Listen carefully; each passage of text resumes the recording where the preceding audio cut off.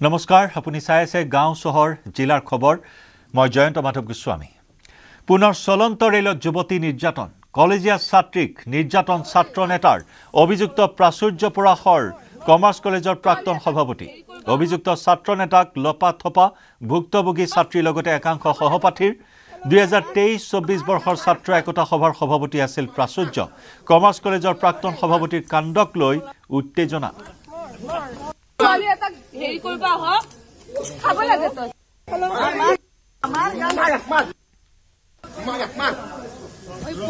এক চাঞ্চল্যকৰ ঘটনা সংঘটিত হৈছে চলন্ত ৰেলত যুৱতী নিৰ্যাতনৰ এক চাঞ্চল্যকৰ খবৰ গুৰুতৰ অভিযোগ উত্থাপন হৈছে এজন ছাত্ৰ নেতাৰ বিৰুদ্ধে কলেজীয়া ছাত্ৰীক নিৰ্যাতন এজন ছাত্ৰ নেতাৰ চলন্ত ৰেলত ছাত্ৰীগৰাকীক নিৰ্যাতন কৰাৰ অভিযুক্তজন হৈছে প্ৰাচুৰ্য পৰাশৰ কমাৰ্চ কলেজৰ প্ৰাক্তন সভাপতি প্ৰাচুৰ্য অভিযুক্ত ছাত্ৰ নেতাক লপাথপা দিলে ভুক্তভোগী ছাত্ৰীৰ লগতে একাংশ সহপাঠীয়ে 2023-24 বৰ্ষৰ ছাত্ৰ একতা সভাৰ সভাপতি আছিল প্ৰাচুৰ্য কমাৰ্চ কলেজৰ প্ৰাক্তন সভাপতিৰ এই কাণ্ডক লৈ তীব্ৰ উত্তেজনাই বিৰাজ কৰে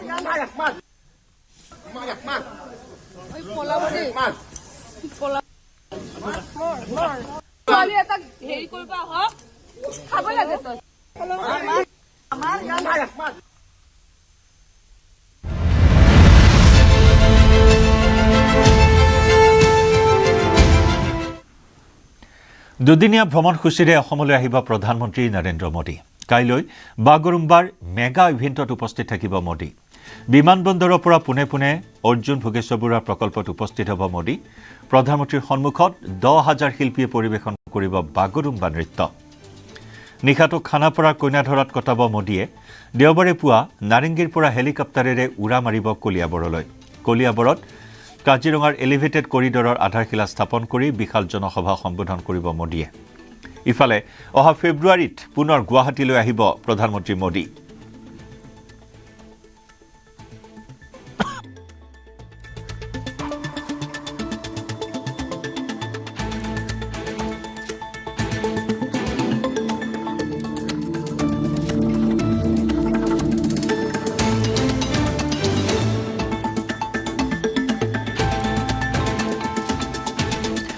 ফেব্ৰুৱাৰীত পুনৰ গুৱাহাটীলৈ আহিব প্ৰধানমন্ত্ৰী নৰেন্দ্ৰ মোদী কোকৰাঝাৰৰ পৰা গেলেফুলৈ ৰেলপথৰ আধাৰশিলা কৰিব একেদৰে ফেব্ৰুৱাৰীত গুৱাহাটী উত্তৰ গুৱাহাটীৰ দলং মুকলি কৰিব প্ৰধানমন্ত্ৰী নৰেন্দ্ৰ মোদীয়ে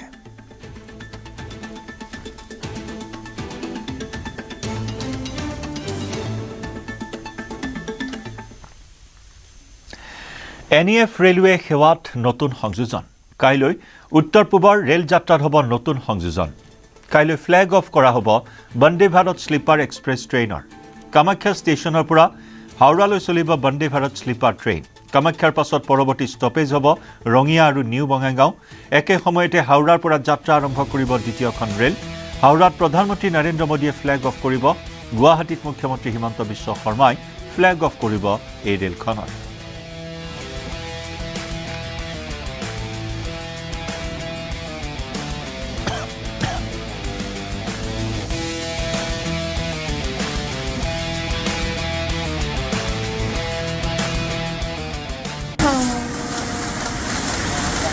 আৰু 18 তাৰিখে মাননীয় প্ৰধানমন্ত্ৰীয়ে মুঠ 13খনকৈ ৰেল সেৱা অসম আৰু পশ্চিমবংগৰ ৰেল যাত্ৰীৰ বাবে উপহাৰ দিব আৰু ইয়াৰ ভিতৰত অন্যতম ভাৰতবৰ্ষৰ প্ৰথমখন বন্দে ভাৰত স্লিপাৰ এক্সপ্ৰেছ আৰম্ভ হ'ব গুৱাহাটীৰ কামাখ্যা ৰেল জাংচনৰ পৰা কলিকতাৰ হাওৰা ৰেল জাংচনলৈ আৰু এয়া প্ৰথমবাৰৰ বাবে এই অত্যাধুনিক ৰেল সেৱা আৰম্ভ হৈ আছে আৰু এই যি অনুষ্ঠান এয়া অহাকালি 17 তাৰিখে দুপৰীয়া প্ৰায় 1মান বজাত মাননীয় প্ৰধানমন্ত্ৰী ডাঙৰীয়াই উদ্বোধন কৰিব আৰু কামাখ্যা ৰেল ষ্টেচনত অসমৰ মাননীয় মুখ্যমন্ত্ৰী ডাঙৰীয়া উপস্থিত থাকিব আৰু এই ৰেল সেৱা আৰম্ভ হোৱাৰ পিছতে অহা 18 তাৰিখে দুখনকৈ নতুন অমৃত ভাৰত এক্সপ্ৰেছো আৰম্ভ হ'ব এয়া অসমৰ প্ৰথমখন অমৃত ভাৰত এক্সপ্ৰেছ এই দুইখন ট্ৰেইন প্ৰথমখন ট্ৰেইন ডিব্ৰুগড়ৰ পৰা লক্ষ্ণৌৰ গোমতীনগৰলৈ আৰু দ্বিতীয়খন কামাখ্যাৰ পৰা ৰোহতক জাংচনলৈ আৰম্ভ কৰা হ'ব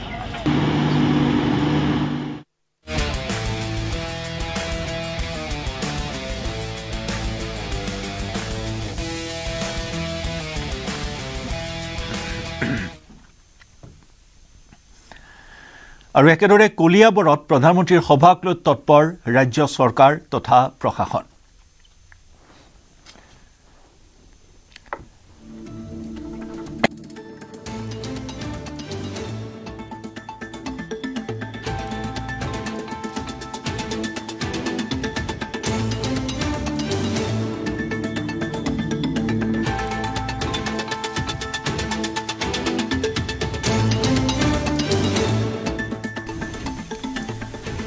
এয়া কলিয়াবৰত মোদীৰ সভাৰ বাবে প্ৰস্তুতি চলাই থকা হৈছে। মৌচন্দা পথাৰত দেওবাৰে অনুষ্ঠিত হ'ব প্ৰধানমন্ত্ৰী মোদীৰ বৃহৎ জনসভা। প্ৰধানমন্ত্ৰীৰ সভাৰ প্ৰস্তুতিত ব্যস্ত হৈছে মন্ত্ৰী পীযুষ হাজৰিকা, কেশৱ মহন্ত, সাংসদ কামাখ্যা প্ৰসাদ তাছা, বিধায়ক জিতু গোস্বামী, দীপ্লুৰঞ্জন শৰ্মাসহ মিত্ৰজোঁটৰ নেতা কৰ্মীসকল। সম্পূৰ্ণ হৈ উঠিছে 3খন হেলিপেড, 3টা বিশাল প্ৰেক্ষাগৃহৰ কাম সম্পূৰ্ণ হোৱাৰ দিশত। যান বাহন ৰাখিবলৈ নিৰ্মাণ কৰা হৈছে 8টাকৈ পাৰ্কিঙৰ স্থান। লক্ষাধিক লোকৰ সমাগম হ'ব মোদীৰ জনসভাত। প্ৰধানমন্ত্ৰীক আদৰণি জনোৱাৰ বাবে সাজু কৰা হৈছে 9টাকৈ সাংস্কৃতিক দল। এই জনসভাৰ পৰাই প্ৰধানমন্ত্ৰীয়ে শিলান্যাস কৰিব কাজিৰঙাৰ এলিভেটেড কৰিডৰৰ। লগতে কেইবাটাও প্ৰকল্পৰ শিলান্যাস কৰিব প্ৰধানমন্ত্ৰী মোদীয়ে। মাজত মাথো এটা দিন প্ৰধানমন্ত্ৰী মোদীয়ে কলিয়াবলৈ আহি এক বিশাল জনসভা সম্বোধন কৰিব আৰু তাৰে তৎপৰতা এতিয়া বৃদ্ধি পাইছে। দিনে নিশাই কাম হৈছে আৰু যি প্ৰস্তুতি এই মুহূৰ্তত প্ৰায় সম্পূৰ্ণ হৈ উঠিছে। আৰু ইয়াত যিহেতু স্থানীয় লোক আছে, আমি দেখুৱাম যে তেওঁলোকে আচলতে দেশৰ প্ৰধানমন্ত্ৰী কলিয়াবৰলৈ প্ৰথমবাৰ আহিব। কেনেকুৱা লাগিছে? খুব ভাল লাগিছে। আৰু কলিয়াবৰবাসী হিচাপে মই আৰু সমূহ কলিয়াবৰবাসীও উৎফুল্লিত হৈ আছে। আৰু বৰ্তমান আমি যিমান দূৰ গম পাইছোঁ, আজিৰ তাৰিখলৈকে কলিয়াবৰত ভাৰতৰ প্ৰধানমন্ত্ৰী অহা নাই। এই হয়তো প্ৰথম। আগতে আহিছে যদি নাজানো, মই জনালৈকে আৰু। গতিকে সেইটো কাৰণে বহুতেই আমি উৎফুল্লিত হৈ আছোঁ। নিশ্চয় আহিম, থাকিম আৰু মোৰ মানুহজনীকো লৈ আহিম বুলি ভাবিছোঁ। আৰু মোদী আহিলে অসমৰ কিবা উন্নয়নটো যথেষ্ট হৈছে। সমূহ মানে দেশবাসীয়ে দেখা পাই আছে মোদীৰ নেতৃত্বত কেনেদৰে উন্নয়ন হৈছে আৰু ভৱিষ্যতৰ উন্নয়ন হ'ব, সেয়াও আশা কৰোঁ। আৰু অনাগত দিনত অসমৰ উন্নয়ন যথেষ্ট হ'ব বুলি আমাৰ আশাবাদী, আৰু কলিয়াবৰৰ উন্নয়ন হ'ব। নিশ্চয়কৈ মোদী আহিব, আশাৰ বতৰা লৈ আহিব, সকলোৱে সেয়ে আশাবাদী। আপুনি ইয়ালৈ আহিছে, দেখিছে প্ৰস্তুতি প্ৰায় হৈ আছে। মোদী আহিব, কেনেকুৱা লাগিছে? ভাল লাগিছে আৰু ভাল হ'ব। আৰু তেখেতে যিটো 5টা নে 6টা হেৰি লৈ আহিম বুলি কৈছে, খুব চাগে কলিয়াবৰবাসী ৰাইজৰ কাৰণে খুব উন্নত হ'ব, ভাল হ'ব। আমিও দিনে ৰাতিয়ে লাগি আছোঁ আজি 4 দিন হ'ল।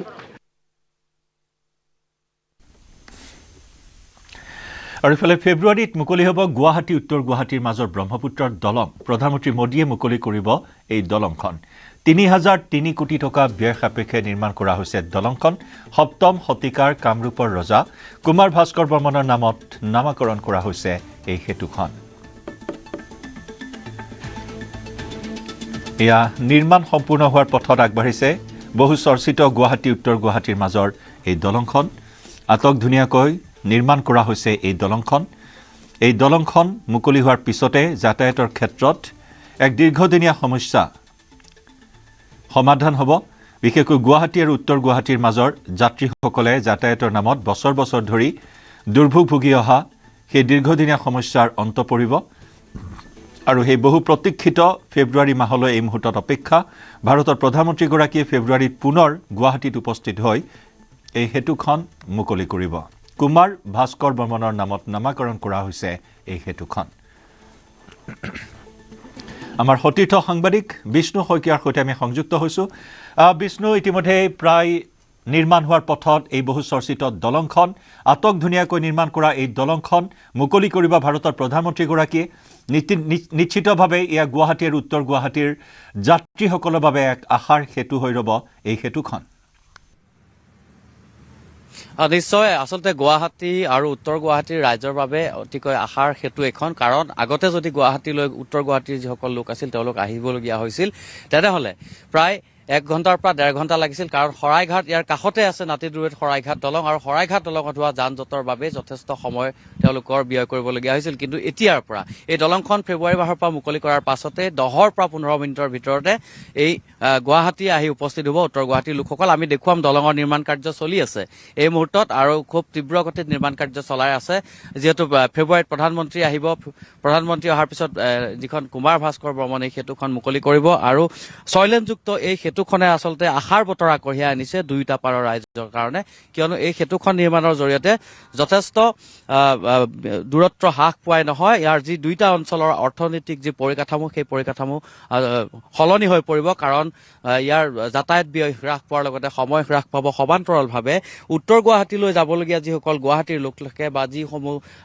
কৰ্মচাৰী আছে বা যিসকল লোকে উত্তৰ গুৱাহাটীত কাম কাজ কৰে তেওঁলোকৰ কাৰণে যথেষ্ট কম সময়ৰ প্ৰয়োজন হ'ব গতিকে নিশ্চিতভাৱে এই দলংখন মুকলি হোৱাৰ লগে লগে যথেষ্ট সুবিধা হ'ব সমান্তৰালভাৱে দুয়োটা পাৰৰ অঞ্চলৰ যি অৰ্থনৈতিক উন্নয়ন সেই উন্নয়নে বিশেষ গতি লাভ কৰিব 6 লেনযুক্ত এই দলংখন নিৰ্মাণত 3,030 কোটি টকা ব্যয় কৰা হৈছে আৰু অত্যাধুনিকভাৱে ইয়াক নিৰ্মাণ কৰা হৈছে এক্সট্ৰা ড'জ ইয়াত ব্যৱহাৰ কৰা হৈছে যি টেকনলজি এক্সট্ৰা ড'জ টেকনলজি কেবুলিঙৰ ব্যৱস্থা কৰা হৈছে আৰু এই দলংখনে দুফালে দুটা মূৰক সংযোগ কৰিছে এটা চাইডে ভৰলুৰ দিশৰ পৰা আহি পেলাই উত্তৰ গুৱাহাটী দিশলৈ যাব পাৰিব আন এটা উত্তৰ গুৱাহাটী দিশৰ পৰা আহি ভৰলুৰ পৰা কিছু আগত গৈ পেলাই লাগিছে আৰু এই দলংখনৰ জৰিয়তে বিশেষকৈ বিদ্যাৰ্থীসকল বা যিসকল কৰ্মচাৰী আছে সেই কৰ্মচাৰীসকলৰ অহা যোৱা কৰাৰ ক্ষেত্ৰত যথেষ্ট সুচল হৈ উঠিব জয়ন্ত সমান্তৰালকৈ যদি বিষ্ণু চোৱা হয় গুৱাহাটীৰ পৰিসৰ বৃদ্ধি কৰাৰ ক্ষেত্ৰতো এই দলংখনে এটা বিশেষ ভূমিকা গ্ৰহণ কৰিব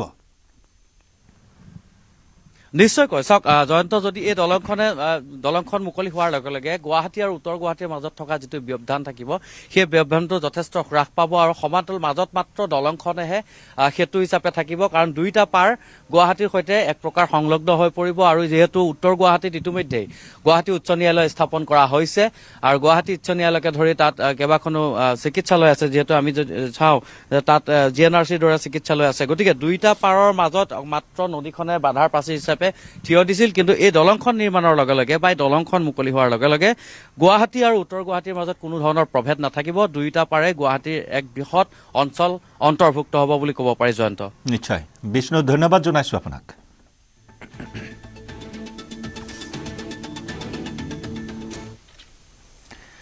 ধুবুৰীবাসীৰ বাবে এটা ভাল খবৰ এইবেলি গণৰাজ্য দিৱসত দিল্লীৰ পেৰেডত উজলিব আশাৰীকান্দিৰ টেৰাকোটাৰ শিল্প গণৰাজ্য দিৱসৰ শিল্পীৰ পেৰেডত দিল্লীৰ পেৰেডত উজলিব ধুবুৰী জিলা গৌৰীপুৰৰ আশাৰীকান্দিৰ প্ৰতীক পথ ঐতিহাসিক টেৰাকোটা শিল্প উজলি উঠিব ৰাজধানী দিল্লীত আশাৰীকান্দিৰ মৃৎশিল্পী টেৰাকোটা শিল্প হ'ব প্ৰদৰ্শিত এইবাৰ গণৰাজ্য দিৱসৰ থিম আত্মনিৰ্ভৰ ভাৰত আৰু বন্দে ভাৰত উল্লেখযোগ্য যে নামনি অসমৰ ধুবুৰী জিলাৰ গৌৰীপুৰৰ অন্তৰ্গত আশাৰীকান্দি গাঁওখন টেৰাকোটা শিল্পৰ বাবে সমগ্ৰ বিশ্বতে জনাজাত গাঁওখনৰ পাল সম্প্ৰদায়ৰ প্ৰায় 160টা পৰিয়ালে টেৰাকোটা শিল্পৰে আশাৰীকান্দিৰ নাম উজ্জ্বলাই তুলিছে সমগ্ৰ বিশ্বতে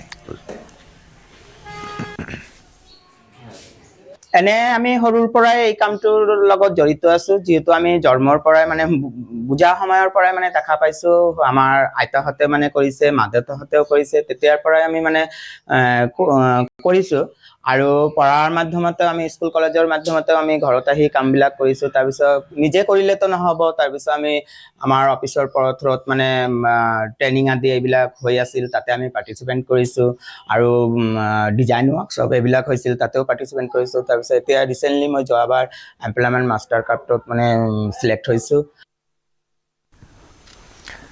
শনিবাৰে উদ্বোধন কৰিব ভাৰতৰ প্ৰথমখন বন্দে ভাৰত স্লিপাৰ ৰেল মালদাৰ পৰা প্ৰধানমন্ত্ৰী ফ্লেগ অফ কৰিব ৰেলখনৰ একেদৰে গুৱাহাটীৰ কামাখ্যা ষ্টেচনৰ পৰা থাকিব মুখ্যমন্ত্ৰী ডক্টৰ হিমন্ত বিশ্ব শৰ্মা ৰেলখনত সংলগ্ন আছে কেইবাটাও অত্যাধুনিক সা-সুবিধা যাত্ৰীসকলৰ নিৰাপত্তাৰ বাবে প্ৰতিটো ডবাতে আছে CCTV লোকো পাইলটৰ সৈতে যাত্ৰীসকলে জৰুৰীকালীন সময়ত কথা পাতিব পৰা সুবিধাও সংযুক্ত কৰা হৈছে সম্পূৰ্ণ বাতানুকূল শ্ৰেণীৰ বন্দে ভাৰত ৰেলত আছে অত্যাধুনিক ৰান্ধনীশাল হাই কেছ আৰু ফ্ৰিজিঙৰ ব্যৱস্থা পুনৰ জনাইছো হট কেছ আৰু ফ্ৰিজিঙৰ ব্যৱস্থাও আছে লগতে মোবাইল চাৰ্জ দিয়াৰ বাবে কেইবাটাও টাইপৰ চাৰ্জাৰৰ সুব্যৱস্থা কৰা হৈছে ৰেলখনত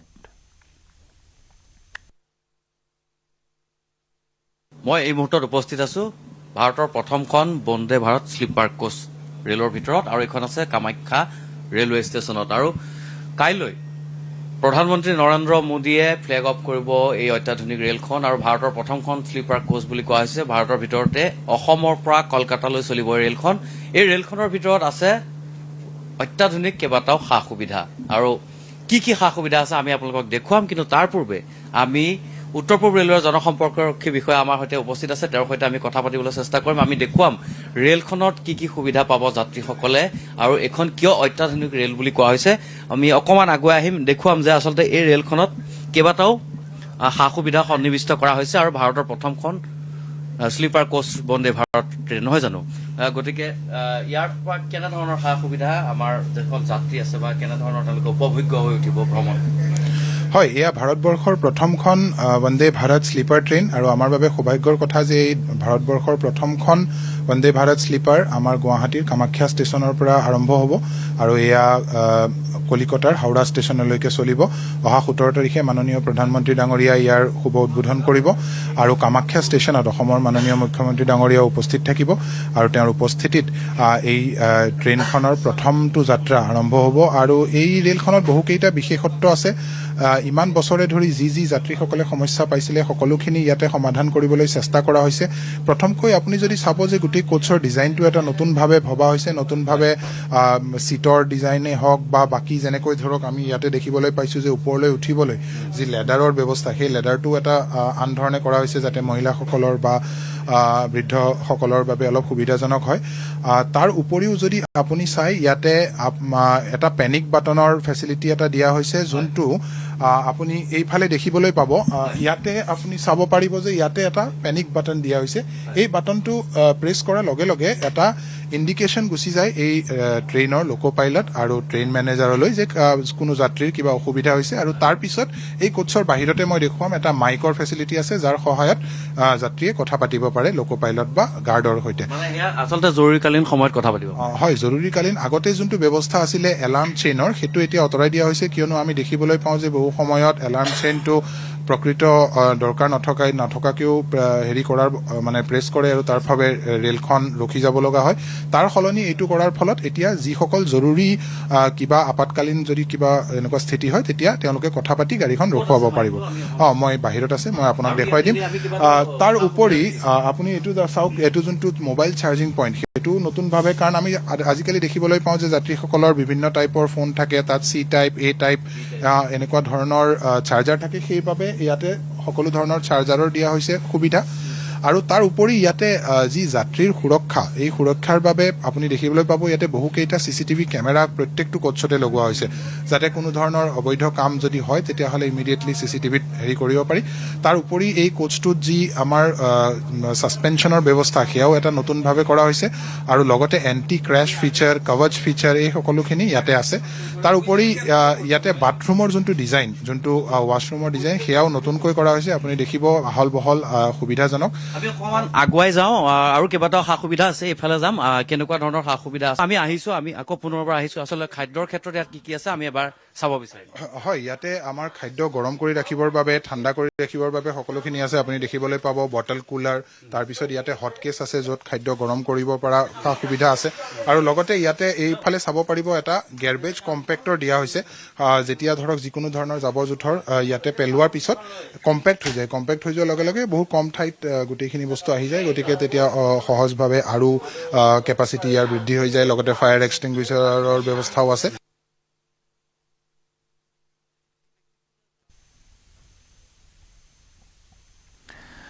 জুবিন গাৰ্গৰ মৃত্যুৰ গোচৰত ছিংগাপুৰৰ আদালতত উপস্থিত জুবিন গাৰ্গৰ খুৰাক মনোজ কুমাৰ বৰঠাকুৰ। 14 জানুৱাৰীত ছিংগাপুৰৰ আদালতত উপস্থিত থাকে মনোজ কুমাৰ বৰঠাকুৰ। ছিংগাপুৰৰ পৰা উভতি জুবিন গাৰ্গৰ খুৰাকে জনালে যে পলম হলেও ন্যায় পাব জুবিন গাৰ্গৰ পৰিয়ালে।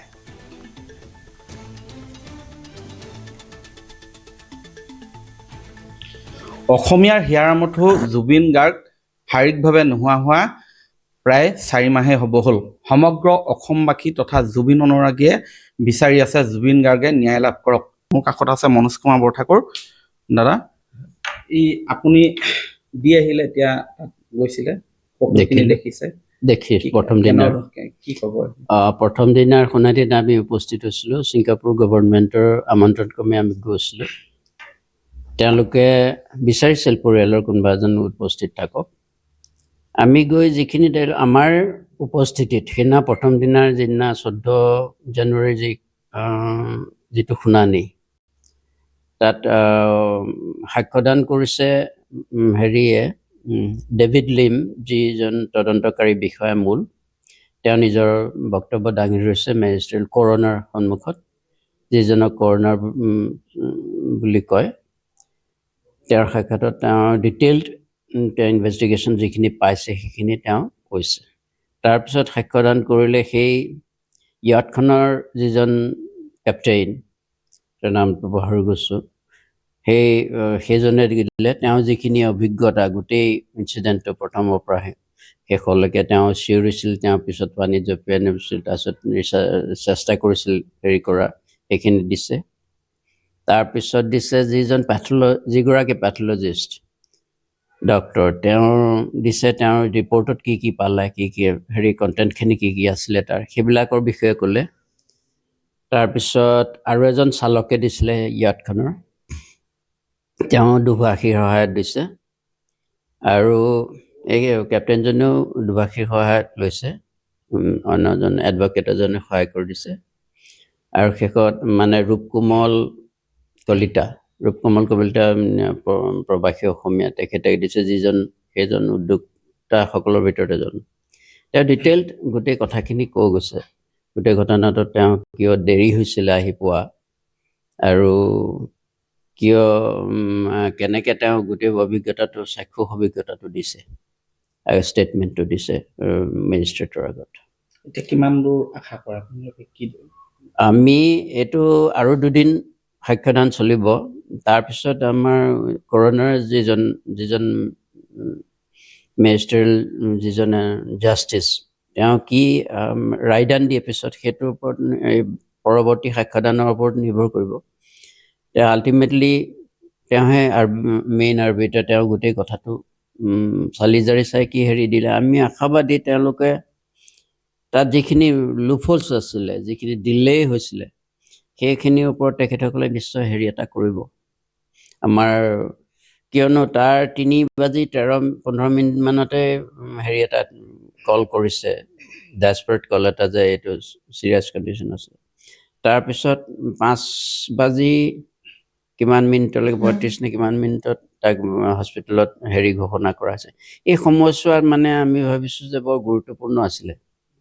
সেইখিনি টেকনিকেল বা তেওঁলোকৰ কিবা মানে কমিউনিকেশ্যন ফেইলাৰ এটা নহয়, কি কাৰণে হ'ল।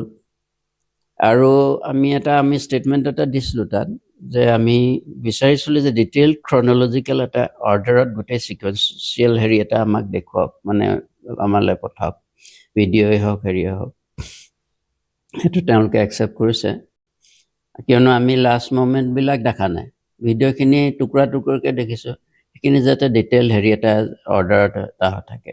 আৰু শেষৰ মুহূৰ্তটো কিয় ভিডিঅ'গ্ৰাফ নকৰিলে বুলি মই সুধিছিলোঁ। তেখেতে ক'লে, যিজন কৰোণাৰ, তেখেতে বোলে এইটো এনেকুৱা ডেলিভাৰ্ড বা প্লেন নাছিল, এইটো মানে এনেকুৱা ধৰণৰ ফান কোনোবাই ভিডিঅ' কৰে, কোনোবাই নকৰে। এই চগা-চাৰিগাকৈ লৈছিলে, সেই তেনেকুৱা ধৰণৰ। সেই মুভমেণ্টত এনেকুৱা ঘটনা এটা হ'ব বুলি হয়তো ভবা নাছিলে, সেই বুলি তেওঁ কৈছে। তেখেতে কোৱা পালোঁ মোৰ কুৱেৰিটোৰ এনচাৰ। আমি ভাবিছোঁ যদি সেইখিনি ভিডিঅ' আছে, আমাক দেখুৱালে আমাৰ সুবিধা হ'ব। আৰু ইফালে ছিংগাপুৰত জুবিন গাৰ্গৰ মৃত্যুৰ তদন্ত সন্দৰ্ভত মুখ্যমন্ত্ৰীৰ প্ৰতিক্ৰিয়া, তদন্তৰ ক্ষেত্ৰত ছিংগাপুৰতকৈও আমি ভাল কাম কৰিছোঁ। ছিংগাপুৰে কৰিব নোৱাৰাখিনি অসমত কৰি দেখুৱাইছোঁ। ছিংগাপুৰে জুবিন গাৰ্গৰ মৃত্যু স্বাভাৱিক বুলি কৈছে। শ্যামকানু, সিদ্ধাৰ্থ, শেখৰজ্যোতিক জেলত ৰাখিছোঁ। ছিংগাপুৰতকৈ অসম আৰক্ষীয়ে ভাল কাম কৰি আছে। আমাক ধন্যবাদহে দিব লাগে বুলি মন্তব্য মুখ্যমন্ত্ৰীৰ। ভালহে পাব লাগে। ছিংগাপুৰে স্বাভাৱিক বুলি কৈছে, আমি ইয়াতে সিদ্ধাৰ্থ শৰ্মা, শ্যামকানু মহন্তক জেলত ৰাখিছোঁ। তাৰমানে ছিংগাপুৰতকৈও আমি ভাল কাম কৰিছোঁ, গতিকে আমাক ধন্যবাদহে জনাব লাগে। এতিয়া কি ভাবিছে মই বুজি পোৱা নাই। ছিংগাপুৰে যিটো কাম কৰিব নোৱাৰিলে অসমে সেইটো কাম কৰি দেখুৱালে গতিকে মোকতো ধন্যবাদ দিব লাগে ছিংগাপুৰতকৈ অসম পুলিচে ভাল কাম কৰিছে গতিকে আমি ধন্যবাদহে পাব লাগে মৰিগাঁৱত কংগ্ৰেছ নেতাৰ লজ্জাজনক কাণ্ড কংগ্ৰেছ নেতাই পলুৱাই নিলে আনৰ পত্নী সাদ্দাম হুছেইন ওৰফে আছিক মীৰৰ নিকৃষ্ট কাণ্ড মহিলাগৰাকীৰ স্বামী কেৰেলা থকাৰ সুযোগ ল'লে আছিকে গৌৰৱ গগৈৰ ঘনিষ্ঠ হিচাপে পৰিচিত আছিকৰ বিৰুদ্ধে মহিলাগৰাকীৰ পৰিয়ালৰ জুৰিয়া থানাত এজাহাৰ দাখিল অভিযুক্ত আছিক মৰিগাঁও জিলা কংগ্ৰেছ কমিটিৰ সম্পাদক বহু বিবাহত চৰকাৰৰ কঠোৰ নিৰ্দেশনা জাৰি কৰাৰ পিছতো এজন কংগ্ৰেছ নেতাৰ এনে কাণ্ডই অঞ্চলজুৰি সৃষ্টি কৰিছে প্ৰতিক্ৰিয়াৰ পুত্র বউ আগে বেড়াবার কাছে আমি আনবার গেছি আইসে না কইছে দুদিন পরে আইব পরে আশিক মিরে আমার ঘরের লগে হের লগে পলাই গেছে গা হ্যাঁ একটা কংগ্রেসের এক নেতা ধুবুৰীৰ গৌৰীপুৰত দুই ফৈদৰ মাজত ভয়ংকৰ মাৰপিটৰ ঘটনা মাৰপিটৰ ফলত দুই ফৈদৰ আহত কেইবাজনো লোক আহতসকলক কোচবিহাৰ হাস্পতালত ভৰ্তি কৰোৱা হয় কেমেৰাত আবদ্ধ মাৰপিটৰ সমগ্ৰ ভিডিঅ' অভিযোগ অনুসৰি সংসেৰ আলী নামৰ যুৱকজনে পথাৰত কাম কৰি আছিল সেই সময়তে জালেৰ আলগা দ্বিতীয় খণ্ডৰ কেইবাজনো যুৱকে আহি প্ৰহাৰ কৰে শমশেৰ আলীক যুৱকজনক প্ৰহাৰ কৰা দেখা পাই পৰিয়ালৰ লোকে বচাবলৈ আহে আৰু ইয়াৰ পিছতে উন্মাদ যুৱক কেইজনে লাঠি বাহ আৰু লোৰ পাইপেৰে প্ৰহাৰ কৰে শমশেৰ আলীৰ পৰিয়ালক মাৰপিটৰ ফলত গুৰুতৰভাৱে আহত শমশেৰ আলীৰ পৰিয়ালৰ কেইবাজনো লোক ঘটনা সন্দৰ্ভত গৌৰীপুৰ আৰক্ষী থানাত এজাহাৰ দাখিল ভুক্তভোগী পৰিয়ালটোৰ আৰক্ষীৰ তদন্ততহে পোহৰলৈ আহিব ঘটনাৰ প্ৰকৃত ৰহস্য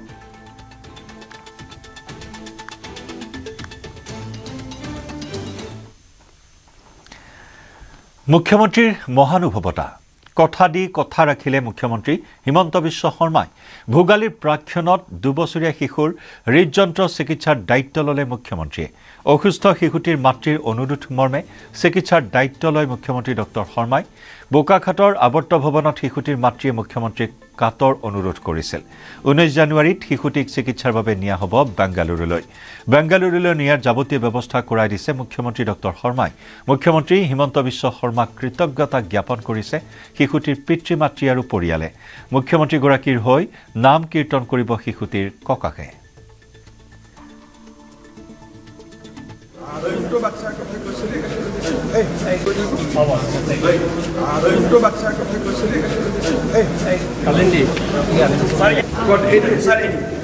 কি হাৰ্টৰ হেৰি হৈছে হাৰ্টৰ হোল ওলাইছেতো ইয়াত কাগজখিনি আছে কালি কোনোবাই ফোন কৰি ল'ব মাতি ল'ব ফোন নম্বৰ লিখা আছে কাৰোবাৰ কণ্টেক্ট নম্বৰ আছে অভিজিৎ শৰ্মা অভিজিৎ শৰ্মাক দি অনুষ্ঠিত দাঁতি নিমন্ত্ৰণ বাচ্চাৰ কথা কৈছিলে কি হাৰ্টৰ হেৰি হৈছে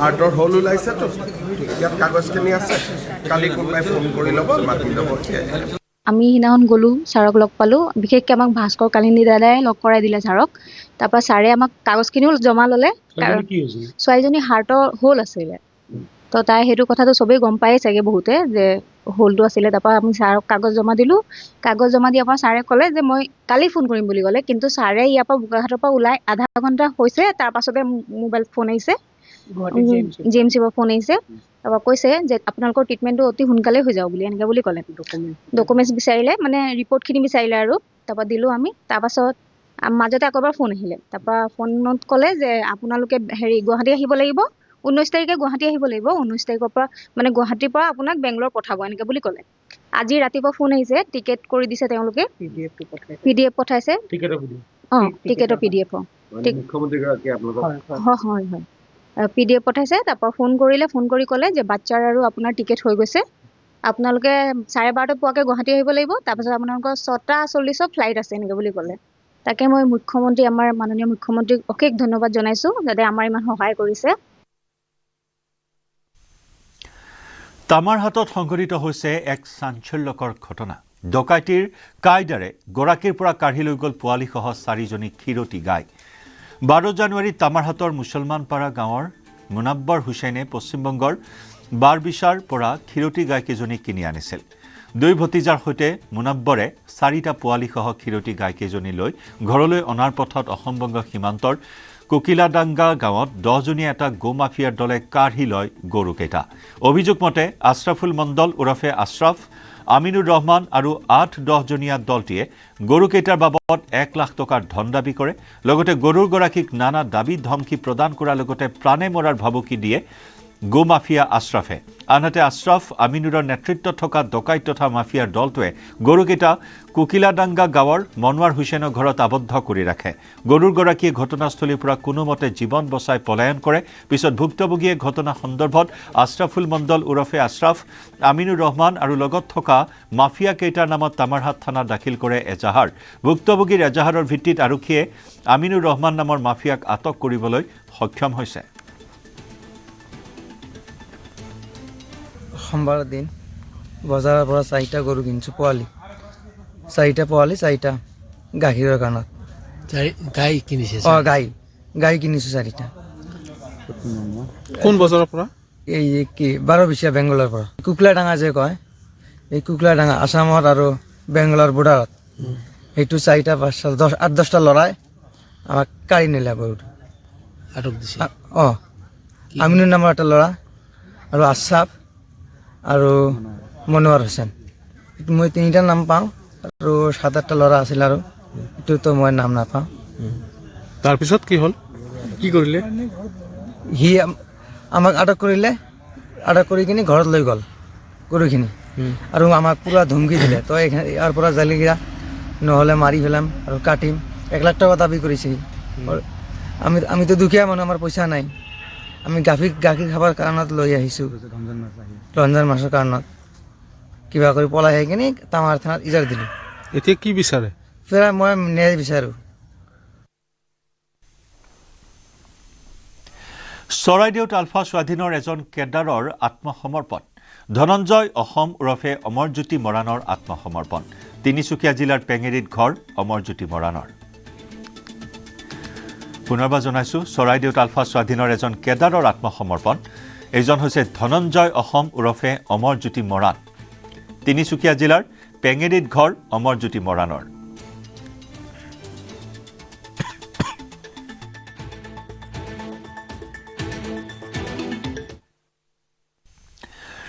যোৰহাটৰ এটা চৰকাৰী কাৰ্যালয়ত দুডাল প্ৰকাণ্ড অজগৰ উদ্ধাৰ। লোক নিৰ্মাণ বিভাগৰ কাৰ্যালয়ৰ আলমিৰাত ওলাল অজগৰ দুডাল। ক্ষেত্ৰীয় পথ উপসংমণ্ডলৰ কাৰ্যালয়ত সাপ ওলোৱাক লৈ তীব্ৰ আতংক। সৰ্পবন্ধু পাৰ্থ সাৰথী হাজৰিকাই উদ্ধাৰ কৰে প্ৰকাণ্ড সাপ দুডাল। এডাল অজগৰৰ ওজন 20 কিলোগ্ৰাম, আনডালৰ ওজন 8.5 কিলোগ্ৰাম। উদ্ধাৰ হোৱা অজগৰ সাপ দুডালৰ দৈৰ্ঘ্য 10 ফুট আৰু 12 ফুট। অজগৰ দুডাল উদ্ধাৰ কৰি বন বিভাগক গতাই দিয়ে পাৰ্থ হাজৰিকা।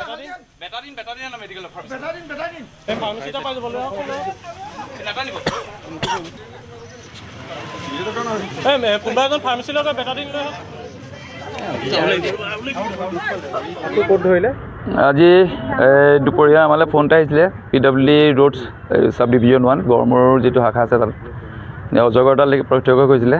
অজগৰডাল পিছফালে ভঙা গডৰেজ ওপৰত ৰ'দ লৈ আছিলে।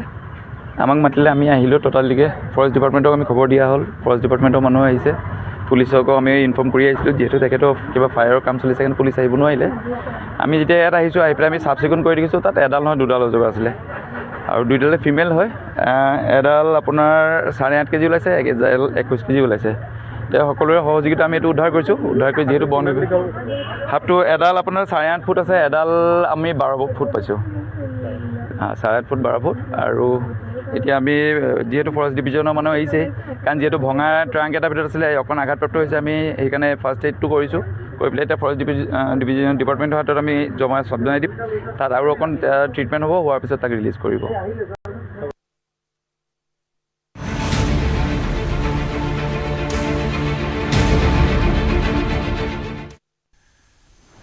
বাংলাদেশত পুনৰ হিন্দুৰ ওপৰত নিৰ্যাতন। এইবাৰ বাংলাদেশৰ এটা শিক্ষক পৰিয়াল নিৰ্যাতনৰ বলি হ'বলগীয়া হ'ল। চিলেটৰ গোৱাইংহাটত এই পৰিয়ালটোক নিৰ্যাতন চলালে দুৰ্বৃত্তই। নিশা বীৰেন্দ্ৰ কুমাৰ দে নামৰ শিক্ষকজনৰ ঘৰত জুই লগাই দিলে দুৰ্বৃত্তই। শুই থকাৰ সময়ত বাহিৰৰ পৰা মূল দুৱাৰত তলা লগাই ঘৰত অগ্নিসংযোগ কৰে দুৰ্বৃত্তই। পুৱতি নিশা প্ৰায় 3:30 বজাত এই ঘটনা সংঘটিত হয়। ঝুনু ছাৰ ৰূপে খ্যাত আছিল বীৰেন্দ্ৰ কুমাৰ দে। পৰৱৰ্তী সময়ত টিনৰ চালি আৰু ঘৰৰ বেৰ কাটি ঘৰৰ ভিতৰৰ পৰা পলায়ন কৰি পৰিয়ালটোৱে প্ৰাণ ৰক্ষা কৰিবলৈ সক্ষম হয়। সামাজিক মাধ্যমত ইতিমধ্যে ভাইৰেল হৈছে বাসগৃহত অগ্নিসংযোগ কৰা ভিডিঅ'। চুবুৰীয়া দেশখনৰ ধৰ্মীয় সংখ্যালঘুসকলৰ সুৰক্ষা আৰু নিৰাপত্তাক লৈ সৰ্বত্ৰ এতিয়া উদ্বিগ্নতাৰ সৃষ্টি হৈছে।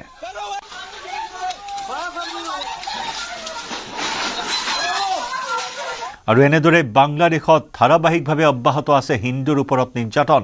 বিগত এমাহত বাংলাদেশীৰ হাতত হত্যাৰ বলি হৈছে 8জনকৈ হিন্দু লোক। 2025 চনৰ ডিচেম্বৰ মাহত মৈমনসিঙত দীপু চন্দ্ৰ দাস নামৰ এজন শ্ৰমিকক হত্যা কৰাৰ পিছৰে পৰাই এই আক্ৰমণ নিৰ্যাতনৰ ঘটনা বৃদ্ধি পাইছে হিন্দুৰ ওপৰত। গণপ্ৰহাৰত দীপু চন্দ্ৰ দাসৰ মৃত্যু হৈছিল। তাৰ পিছতেই বজেন্দ্ৰ বিশ্বাসক গুলীয়াই হত্যা। 2026 জানুৱাৰীৰ পহিলা দিনকেইটাত শৰীয়তপুৰত খোকন দাসক জীৱন্তে জ্বলাই হত্যাৰ ঘটনা। ৰাণা প্ৰতাপ বৈৰাগীক জেছৰৰ ৰাজহুৱা স্থানত গুলীয়াই হত্যা। একেদৰে গেলামালৰ দোকানৰ ভিতৰতে মণি চক্ৰৱৰ্তীক চুৰিৰে আক্ৰমণ কৰাত মৃত্যুমুখত পৰে মণি চক্ৰৱৰ্তী। সুমিত দাস নামৰ আন এজন হিন্দু যুৱকক হত্যা। আৰু আজি পুনৰ এনেদৰে হিন্দু পৰিয়ালক ঘৰৰ ভিতৰত আবদ্ধ কৰি অগ্নিসংযোগ কৰিলে দুৰ্বৃত্তই।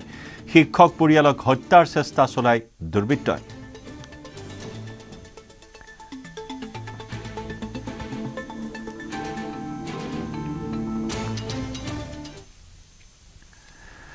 শিৱসাগৰ, ডিব্ৰুগড়, তিনিচুকীয়াকে ধৰি একেদৰে ধুবুৰীৰ বনোৱাৰ কথা ঘোষণা কৰা ৰেজাউল কৰিম চৰকাৰৰ পুনৰ হুংকাৰ। শিৱসাগৰ, ডিব্ৰুগড়, তিনিচুকীয়াক ধুবুৰী বনোৱাৰ কথা ঘোষণা কৰিছিল ৰেজাউল কৰিমে। আৰু সেই ৰেজাউল কৰিমক চৰকাৰৰ পুনৰ হুংকাৰ। সংখ্যালঘুক কৰা অত্যাচাৰৰ উত্তৰ দিব লাগিব বুলি ৰেজাউল কৰিম চৰকাৰৰ সকিয়নি। মিয়াৰ সন্তানে শিৱসাগৰবাসীক প্ৰত্যুত্তৰ দিব লাগিব বুলি ৰেজাউল কৰিমৰ মন্তব্য। শিৱসাগৰৰ জিলা আয়ুক্তৰ হৈ শিৱসাগৰক উত্তৰ দিব লাগিব বুলিও সকিয়নি।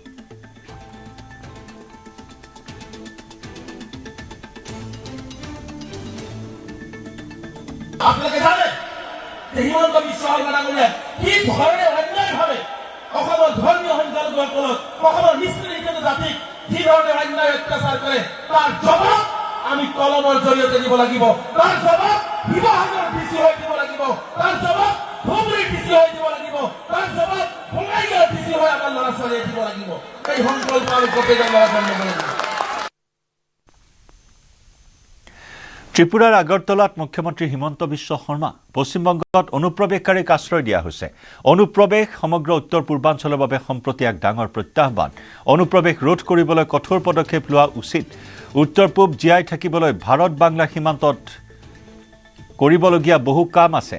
26 নিৰ্বাচনৰ পূৰ্বে মাতাবাৰী মন্দিৰত পূজা অৰ্চনা আগবঢ়ালে মুখ্যমন্ত্ৰী ডক্টৰ শৰ্মাই। नॉर्थ ईस्ट में इशू है, असम में इशू है। असम में ये सेंसस का बाद मुसलमान जनसंख्या लगभग 40% हो जाएगा। तो ये कॉम्प्लेक्स सिचुएशन है। पूरा नॉर्थ ईस्ट का स्थिति ही बेहाल है। लेकिन असम सबसे ज़्यादा इसका जो ब्लांड होते हैं, इसका जो डायरेक्ट अटैक होते हैं, असम का ऊपर डायरेक्ट वो अटैक है। तो इसीलिए समस्या भी है और हम लोग को संघर्ष करके ही जिंदा रहना पड़ता है। Sir, common issues are like sir, कोई कॉम्पिटिटर देखिए 22-23 सीट में कांग्रेस होगा। बाकी सीट में जनता अगर हमें चाहेगा तो कोई कंपटीशन नहीं है। अगर जनता नहीं चाहेगा सबका साथ कंपटीशन है। Sir, common issues in this region is the border and drugs is also a growing and AIDS also. Sir, what is the solution to that? देखिए, अभी जो बांग्लादेश से इन्फिल्ट्रेशन हो रहा है, बांग्लादेश जो पुश कर रहा है, ये एक बड़ा मुद्दा है। त्रिपुरा में भी पकड़ता हूँ, असम में भी पकड़ता हूँ, लेकिन बंगाल नहीं पकड़ता है। So that is a big issue कि Bengal is not responding to the national cause. उसका कारण हम लोग का लॉस होता है, नेशन का लॉस होता है। तो इसीलिए मैं असम का चुनाव का साथ साथ बंगाल का चुनाव को भी आशा से देख रहा हूँ। इसलिए अगर नॉर्थ ईस्ट को जिंदा रहना है तो इंडो बांग्लादेश बॉर्डर में हमें बहुत कुछ करना है। गुवाहाटीर हातीगांव आरक्षीर जाলত এটা মহাপ্ৰবঞ্চক। গাড়ী ভাড়ালৈ আনি বিক্ৰী কৰা মাষ্টাৰ মাইণ্ড গ্ৰেপ্তাৰ হাতীগাঁও আৰক্ষীৰ জালত প্ৰবঞ্চক ৰূপজ্যোতি দাস প্ৰবঞ্চক ৰূপজ্যোতিয়ে নিজকে বেংকৰ বিষয়া বুলি পৰিচয় দি আহিছে বেংকৰ নামত গাড়ী ভাড়াত লৈ কৰি আহিছে প্ৰবঞ্চনা HSBC বেংকৰ শীৰ্ষ বিষয়া বুলি চিনাকি দিছিল ৰূপজ্যোতিয়ে 2023 চনৰে পৰা প্ৰবঞ্চনা কৰি আহিছে যুৱকজনে 150তকৈ অধিক গাড়ী প্ৰবঞ্চনাৰে বিক্ৰী কৰিছে অৰুণাচল প্ৰদেশত 50খনতকৈ অধিক গাড়ী বিক্ৰী কৰিছে বহিৰাজ্যত 12খনকৈ গাড়ী ইতিমধ্যে উদ্ধাৰ কৰিছে আৰক্ষীয়ে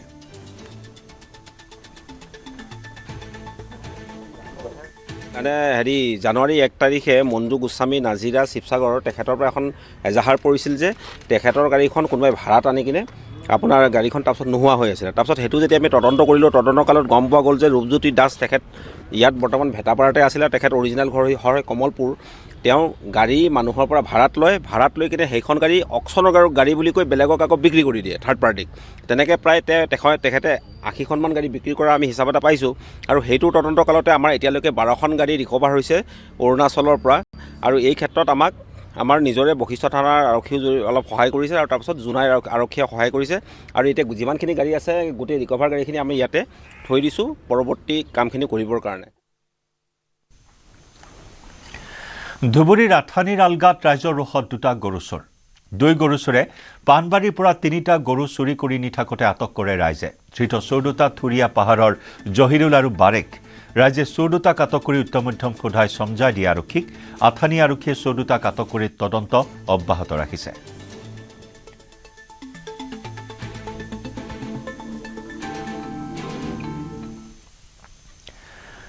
মহানগৰী কাহিলীপাৰাত চোৰৰ সন্ত্ৰাস বিহুত গৃহস্থ ঘৰত নথকাৰ সুযোগত চোৰৰ লুটপাট চোৰে লুটি নিলে বহু মূল্যৱান সামগ্ৰী কাহিলীপাৰা যোগাশ্ৰী নগৰৰ 4 নম্বৰ বাইলেনত সংঘটিত হয় এই চুৰিৰ ঘটনা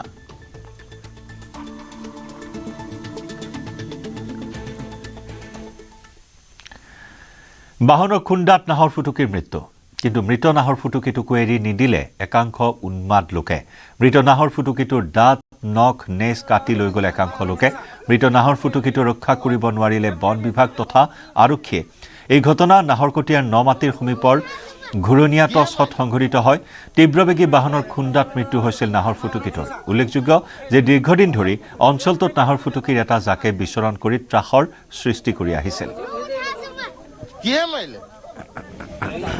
বাঘটোতো কোনোবা গাড়ীয়ে খুন্দিয়াই থৈ গ'ল বুলি ক'লে প্ৰথমতে মৰা নাছিলে পিছতে লাহেকৈ মৰিলে এইটো নাহৰ ফুটুকি বাঘ অকল টিংখাঙতে নহয় সমগ্ৰ অঞ্চলটোতে বাঘৰ সংখ্যা বৃদ্ধি পাইছে আৰু আমি যেনেকৈ মানে ধৰক গঁৰাল পাতিব লাগে ক'ৰবাৰ পৰা আকৌ গঁৰাল উঠাই আনি বেলেগ জেগাত পাতিব লাগে যি কৰিব লাগে কৰণীয় আমাৰ মানুহে নিষ্ঠাৰে কৰি আছে যোগীঘোপা উৰণ সেতুত উদণ্ড বাইকাৰ্ছৰ ষ্টাণ্ট ভুল পথেৰে তীব্ৰ বেগত আহি খুন্দিয়ালে আন এগৰাকী বাইক আৰোহীক আহত 2 গৰাকী বাইক চালক সঘনাই উৰণ সেতুখনত একাংশ বাইকাৰ্ছে চলাই তাণ্ডৱ উদণ্ড বাইকাৰ্ছগৰাকী গোৱালপাৰাৰ বুলি জানিব পৰা হৈছে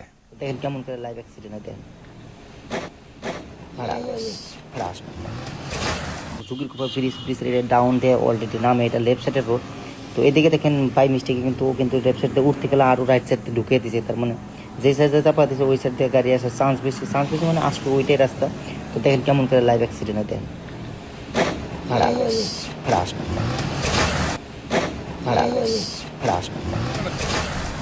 ক'ত লাগছে লাহে লাহে আহিব লাগে এটা ৰাস্তাত তোমাৰ এইটো ৰোড নহয় এইটো ৰাস্তা নহয় তোমাৰ ইমান স্পীড ৰং সাইডত আহিছা মই ভাগ্যৱান মই বহুত অলপ ধৰচোন নামাই দিয়কচোন মই কাটি দিছো গম পাইছ না নাই ক'ত ঘৰ তোমাৰ এই গোৱালপাৰাত গোৱালপাৰা ভালুক ডুবি ধৰকচোন তাতে অলপ হেল্প কৰক মৰিবি মোকো মাৰিবি না লাহে আহিব লাগে গাড়ী এনেকৈ কৰি আহে নেকি মানুহ পেলা গাড়ীটো চেছ কৰি পেলাইছে ৰে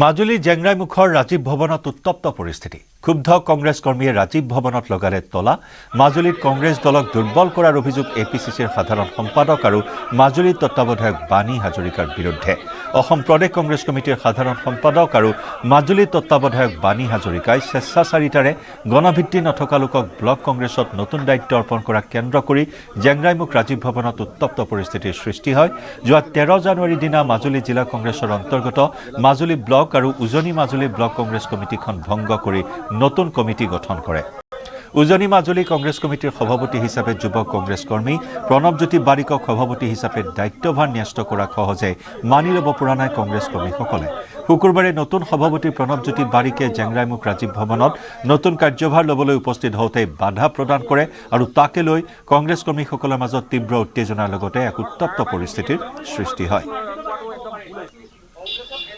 যিগৰাকী আমাৰ পূৰ্বতে আছিলে ব্লক সভাপতি মহেন্দ্ৰ শইকীয়াকে তেখেতকে বাহাল থাকিবৰ কাৰণে আমাৰ কংগ্ৰেছ কৰ্মীসকলে মত প্ৰকাশ কৰিছে আৰু আমি ক'ব বিচাৰোঁ যি এই বাণী হাজৰিকা তেখেতৰ নিজৰ ভাতৃ সকলোৱে জানে জ্যোতি হাজৰিকা এজন আমাৰ জ্যেষ্ঠ কংগ্ৰেছ কৰ্মী আছিলে আৰু তেখেতে যোৱা এমপি নিৰ্বাচনত বিজেপিৰ পৰা টকা লৈ পেলাই তেওঁ বিজেপিত জইন কৰিলে আৰু তেখেতৰ ঘৰতে থাকি এতিয়া আমাৰ মাজুলী জিলা কংগ্ৰেছৰ কাম কাজখিনি চলাই আছে অবজাৰ্ভাৰ হয় গতিকে তেখেতৰ ভায়েককে এতিয়া আনিব পৰা নাই কংগ্ৰেছলৈ গতিকে সেই ক্ষেত্ৰত আমি বৰ চিন্তাত পৰিছোঁ আৰু আমাৰ মত প্ৰকাশ কৰিছে সকলো কংগ্ৰেছ কৰ্মীয়ে যে বাণী হাজৰিকাক মাজুলীৰ পৰা অব্যাহতি দিব লাগে বিজেপিৰ ৰাষ্ট্ৰীয় অধ্যক্ষ নিৰ্বাচনৰ দিন ঘোষণা 20 জানুৱাৰীত ঘোষণা হ'ব বিজেপিৰ নতুন ৰাষ্ট্ৰীয় অধ্যক্ষ 19 জানুৱাৰীত মনোনয়ন দাখিলৰ দিন বিজেপিৰ ৰাষ্ট্ৰীয় অধ্যক্ষ নিৰ্বাচনৰ দিন ঘোষণা কৰা হৈছে 20 জানুৱাৰীত ঘোষণা হ'ব বিজেপিৰ নতুন ৰাষ্ট্ৰীয় অধ্যক্ষ 19 জানুৱাৰীত মনোনয়ন দাখিলৰ দিন ধাৰ্য কৰা হৈছে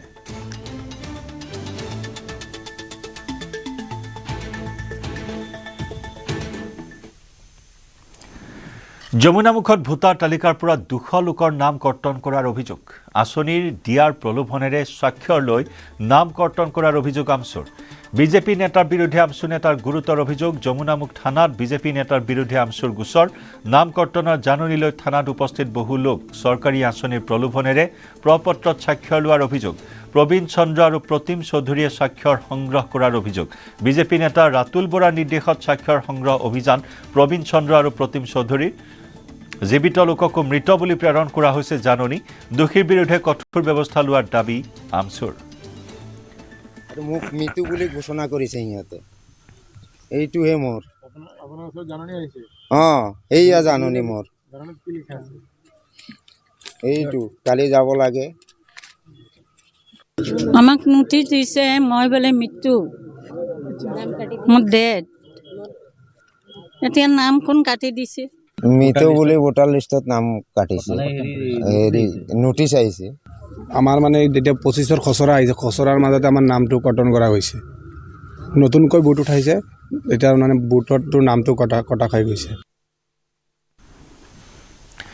ভোগালী উৎসৱত ড্ৰামাৰৰ ৰূপত নগাঁৱৰ বিধায়ক ৰূপক শৰ্মা নগাঁৱৰ নেহৰুবালীত ড্ৰাম ছেট বজাই উপস্থিত ৰাইজক আকৰ্ষিত কৰিলে বিধায়কগৰাকীয়ে প্ৰাণৰ শিল্পী জুবিন গাৰ্গক সোঁৱৰি নগাঁৱৰ স্থানীয় শিল্পীসকলে পৰিৱেশন কৰা কেইবাটাও গীতত ড্ৰাম সংগত কৰিলে বিধায়ক ৰূপক শৰ্মাই পূৰ্বে মঞ্চত জুবিন গাৰ্গৰ সৈতে ড্ৰাম সংগত কৰিছিল বিধায়কগৰাকীয়ে ৰাজনীতিলৈ অহাৰ পূৰ্বে সাংস্কৃতিক জগতখনত সুখ্যাতি অৰ্জা বিধায়ক ৰূপক শৰ্মাই ড্ৰামৰ লগতে সুন্দৰকৈ তবলাবাদন ঢোলবাদন আৰু বিভিন্ন বাদ্যযন্ত্ৰ সংগত কৰি আহিছিল অসমৰ বহু বিখ্যাত সংগীত শিল্পীৰ সৈতে সংগত কৰিছিল বাদ্যযন্ত্ৰ ড্ৰাম বাদনৰ জৰিয়তে ভোগালী মঞ্চৰ পৰা জুবিন গাৰ্গলৈ শ্ৰদ্ধাঞ্জলি জনালে বিধায়ক ৰূপক শৰ্মাই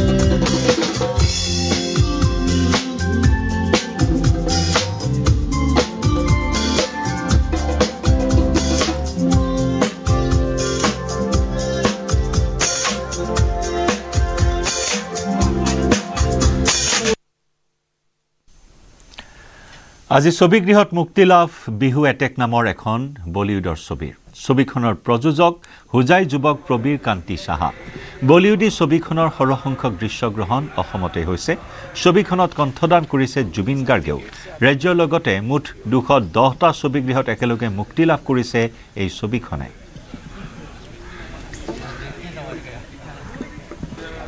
আজি ছবিগৃহলৈ আহিছে জুবিন গাৰ্গে কণ্ঠদান কৰা অন্তিমটো বলিউডৰ ছবি বিহু এটেক আৰু হুজাইৰ যিগৰাকী যুৱক প্ৰবীৰকান্ত সাহাই সেই ছবিখনৰে প্ৰযোজক আৰু প্ৰবীৰকান্ত সাহাই যিহেতু মোৰ সৈতে আছে আৰু আজি চিনেমা গৃহলৈ আহিছে বলিউড ছবি বিহু এটেক হুজাইৰ এইগৰাকী যুৱকে প্ৰযোজক হিচাপে সেই ছবিখনত প্ৰযোজক হয় তেওঁ আৰু এই ছবিখনতে জুবিন গাৰ্গৰ যি অন্তিমখন কণ্ঠদান কৰিছিলে গান আছে এই ছবিখনতে আৰু যেহেতু মোৰ সৈতে প্ৰযোজকগৰাকী আছে তেখেতৰ সৈতে আমি কথা পাতিম যেহেতু আজি ছবিগৃহলৈ আহিছে বিহু এটেক ছবি आज आखिर में 16 जनवरी हो गया और हमारा मूवी पूरा ऑल ओवर इंडिया में रिलीज़ हो गया और कल हम इसका प्रीमियर रखे थे लोगों के हाथ की ताली से कान पूरा भर गया और बहुत अच्छा लगा बहुत सुपर डुपर हिट हुआ मूवी और मैं पूरा असम वासियों से ये विनती करूंगा कि आप लोग जाए हर सिनेमा हॉल में लगा हुआ है ये मूवी